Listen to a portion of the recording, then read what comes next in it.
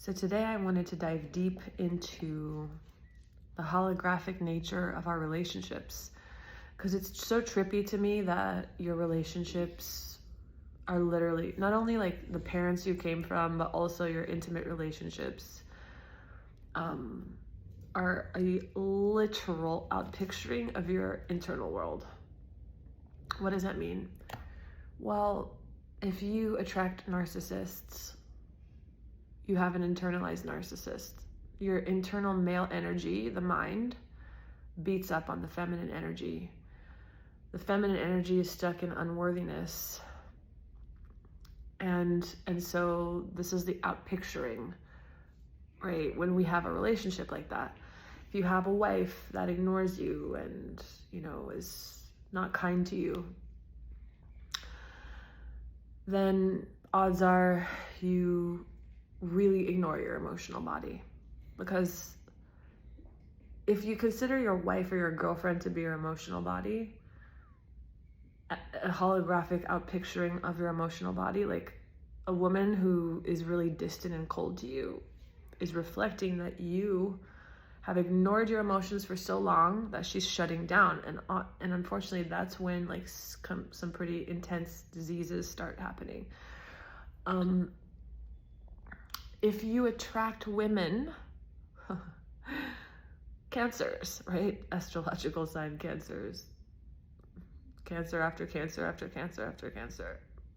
Gee, I wonder what the universe is asking you to do.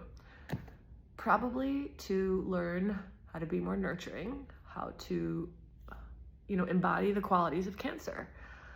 Because maybe you're so obsessed with your career or moving forward that the universe is trying to balance your gender situation and teach you how to bring more nourishment and care and prioritize family and community instead of just prioritizing your own career or your own, solitary life. It's literal. So that's really good information.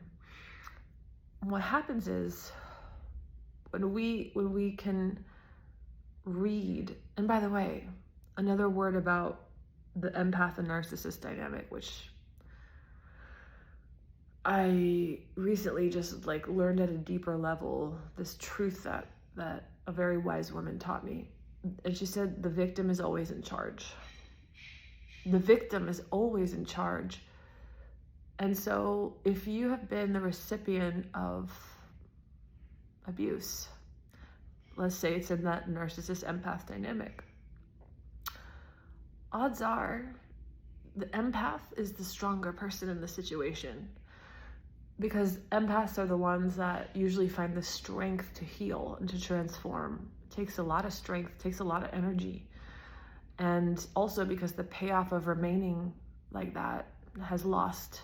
There's no more payoff, right? When you have autoimmune disease, your immunity is down, your finances are maybe non-existent, or you don't know how to take care of yourself or have financial sovereignty. None of that looks appealing anymore. But the truth is that empaths are so terrified of abandonment because they don't believe they have the tools necessary to create the life they want, that they recruit weak people. And narcissists are very weak people in the state that they're in. If they're still in the narcissistic state of being, they're in a weak state, right? And so the empath is using her power in a very unconscious way. It's really good to just be honest with ourselves, and so we have to learn that we do have everything innately that we need to create the life that we want. And so we don't need to live a transactional lifestyle where we have to be a damsel in distress or even create an illness to be taken care of, or, that's very seductive. That's very seductive. I mentioned seduction the other day, right? The ego, when it's in survival mode, trying to get what it wants, it seduces, controls, and manipulates. And seduction is not just, using your body to control someone. Seduction is also being a damsel in distress. Seduction is also being helpless. Because how is that seductive? Because if I'm helpless, then I'll attract someone who likes to come to the rescue. so I'm going to get what I want, right? That's the form of seduction. So obviously the answer to all of this, like to heal these things, is to ask ourselves what we're looking for in the outside and to create it within us. If in your life, like everyone's ignoring you and, you know, you have no nourishment in your life, like you have to nourish yourself. You have to trust yourself. You have to feel good enough. And I want to share a practice with you that I think is really powerful because it's so simple. A lot of us, no matter what our ego looks like, we just, at the end of the day, we don't feel good enough. So I like to take a little spark of light, like a little seed of light, a white seed, and put it right in the middle of the heart. And if you like visualized it, you'd see it's like in this cave of darkness. The darkness is that I felt not good enough, that I felt weak, that I felt that God doesn't love me, right? But inside of all of us, we know that we're good enough, right? Our ego doesn't feel like we're good enough, but we know we're good enough because we all have contact with our soul. But so I like to put a little tiny spark of light. I like it to be tiny because that represents to me, like, even in the hardest times when you're really hard on yourself, I think we can always find one little spark, and put it there and just water it. Just water it with your hands. Your hands are very powerful conductors of energy. Just water it before you fall asleep for like 2 minutes. Just water it. Water this idea that you're good enough. You're good enough. You're good enough. I'm enough. You know, it sounds cliche that people teach you to use that mantra, but some things are cliche because they work. I'm enough. I'm enough. I'm enough. And then throughout your day, whenever you feel triggered that you're not good enough, whether that's from looking at your social media or looking in the mirror or whatever, just again, put your hands on that seed of light.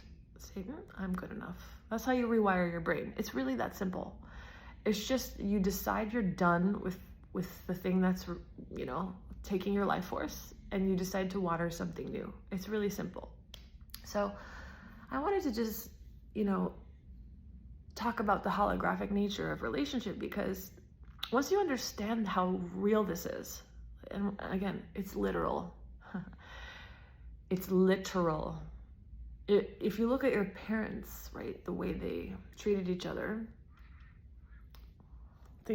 I want you to consider that might be how your mind treats your emotions. And sometimes you see something in your childhood and you decide you're going to be the opposite. But that doesn't work.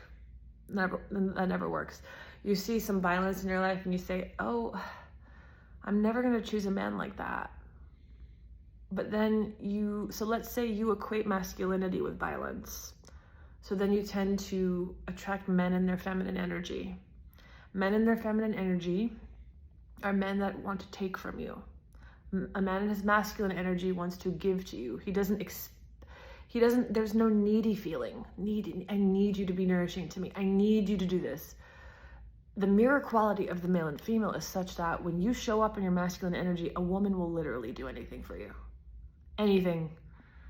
You don't need to complain about who she's not or what. Like, you show up with integrity, with care, with romance, cherishing her, appreciating her.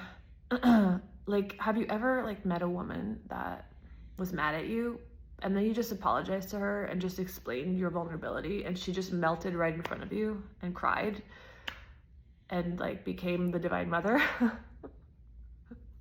It's so easy. Like, it's literally so easy to have a nourishing woman. All it takes is to show up in your masculine energy. And yes, the man does have to come first. I'm sorry. We're all accountable, but look, the female is the lunar energy. The male is the solar energy. We wouldn't even see the moon if the sun didn't exist. The sun also reveals the cracks in the moon. The cracks in the moon in our feminine energy is our lack of self-worth. We will never be able to feel cherished if we don't cherish ourselves, if we don't feel like we're enough. That's the main work. That's the great work of the feminine energy and of all humans, because we all have feminine energy, to feel like we're enough.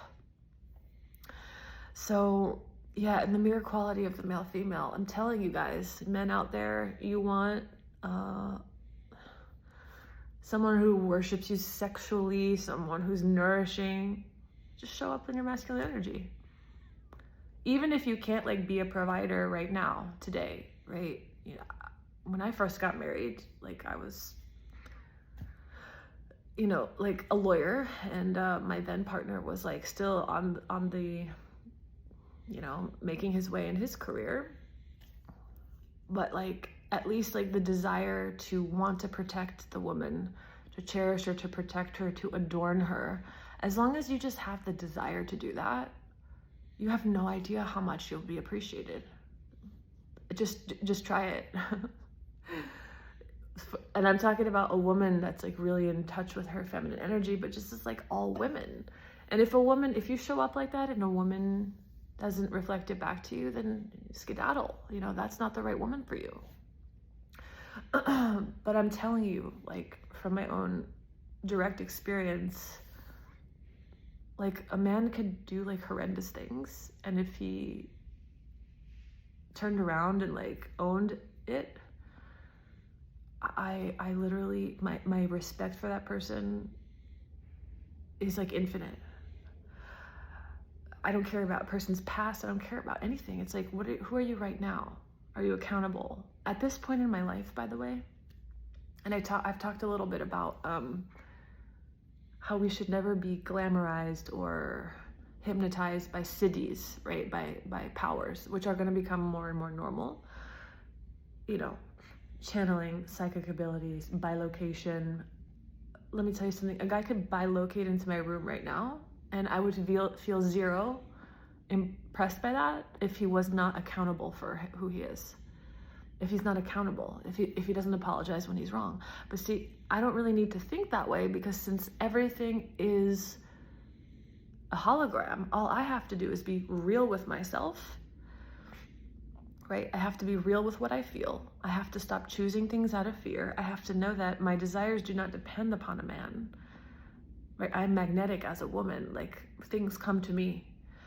Things come to me effortlessly, just like the sperm comes to the egg. My job is to be an egg, a beautiful egg.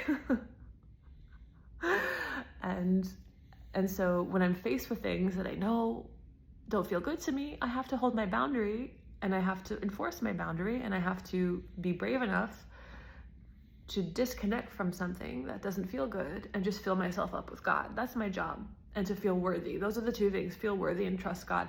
You know, under every shadow pattern, the problem is that we don't feel worthy, we don't feel like we're enough, and we don't trust God. Those are like just the main two problems that we all have as human beings.